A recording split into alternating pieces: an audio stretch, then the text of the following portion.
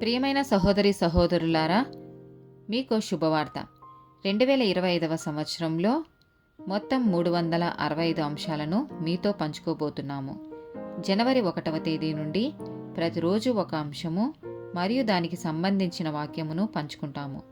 దయచేసి ఆ వాక్యములను వినండి, ధ్యానించండి మరియు ఆశీర్వదించబడండి. దయచేసి సబ్స్క్రైబ్ చేయండి మరియు మీ స్నేహితులతో పంచుకోండి. ధన్యవాదాలు.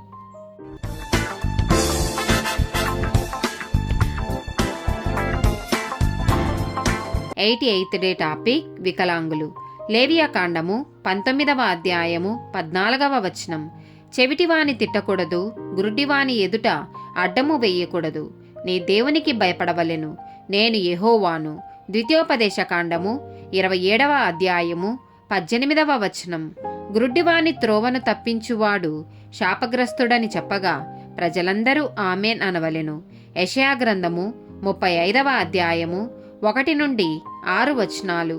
అరణ్యమును ఎండిన భూమియు సంతోషించును, అడవి ఉల్లసించి కస్తూరి పుష్పము వలె పూయును, అది బహుగా పూయుచు ఉల్లసించును, ఉల్లసించి సంగీతములు పాడును.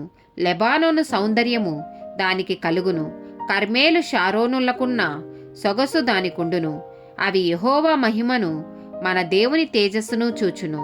సడలిన చేతులను బలపరచుడి, త్రొట్టిల్లు మోకాళ్లను దృఢపరచుడి, తత్తరిల్లు హృదయులతో ఇట్లనుడి, భయపడక ధైర్యముగా ఉండుడి. ప్రతిదండన చెయ్యుటకై మీ దేవుడు వచ్చుచున్నాడు. ప్రతిదండనను దేవుడు చెయ్యదగిన ప్రతీకారమును ఆయన చెయ్యును. ఆయన వచ్చి తానే మిమ్మును రక్షించును. గురుడివారి కన్నులు తెరవబడును, చెవిటివారి చెవులు విప్పబడును, కుంటివాడు దిప్పివలే గంతులు వెయ్యును, మూగవాని నాలుక పాడును. అరణ్యములో నీళ్లు ఉబుకును, అడవిలో కాలువలు పారును. ఆమేన్.